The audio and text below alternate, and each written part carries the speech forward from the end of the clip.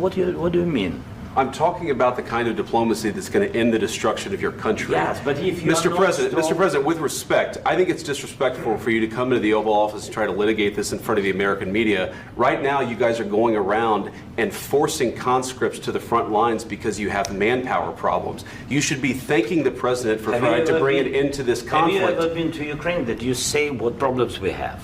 I have been to. Come once. I've actually watched and seen the stories, and I know what happens is you bring them on a propaganda tour, Mr. President.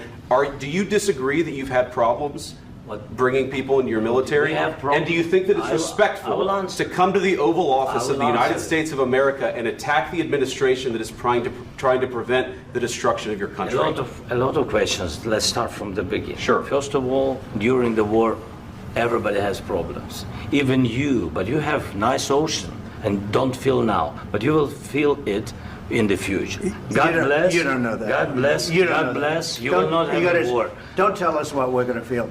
We're trying to solve a problem. Don't tell us what we're going to feel. I'm not telling you. Because you're in no position to dictate that. That's exactly what you're doing. You're in no position to dictate what we're going to feel. We're going to feel very good. You will feel influence. We're going to feel very good and very strong. You will feel influence. You're right now not in a very good position. You've allowed yourself to be in a very bad position, and he happens to be right about it. From the very beginning of the war. You're not in a good position. You don't have the cards right now. With us, you start having cards. Right now, you don't. You're playing cards. You're playing cards. You're gambling with the lives of millions of people. You're gambling with World War III. You're gambling with World War III.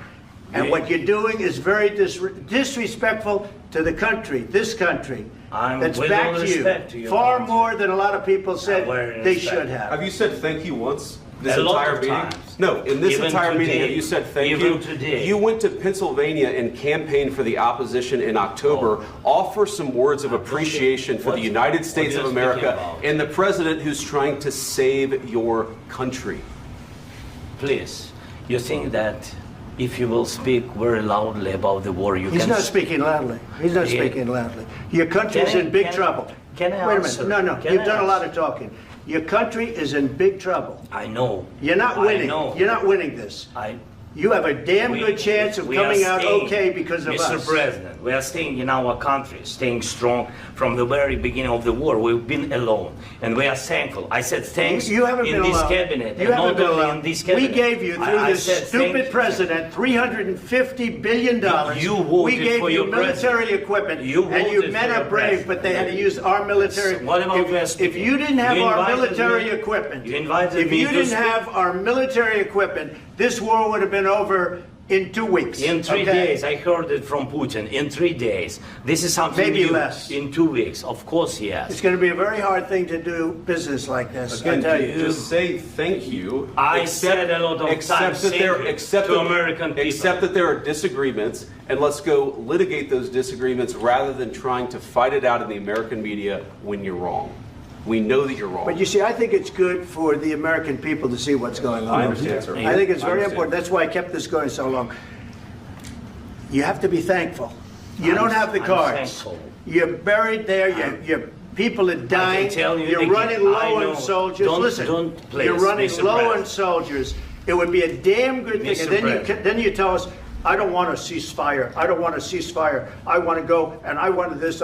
Look, if you could get a ceasefire right now, I tell you, you take it so the bullets stop flying and your men stop getting killed. Of course, we want to stop the war. But you're saying you don't want a ceasefire. But I said to you, I want a ceasefire. With guarantees. Because you'll get a ceasefire faster than an agreement. Ask our people about ceasefire, what they think. That wasn't with me. For you what, that wasn't with me. That was with a guy named Biden, who was not a smart person. That was with Obama. It was your president. Excuse me. That was with Obama, who gave you sheets, and I gave you javelins. Yes. I gave you the javelins to take out all those tanks. Obama gave you sheets. In fact, the statement is Obama gave sheets and Trump gave javelins. You got to be more thankful, because let me tell you, you don't have the cards. With us, you have the cards. But without us, you don't have any cards.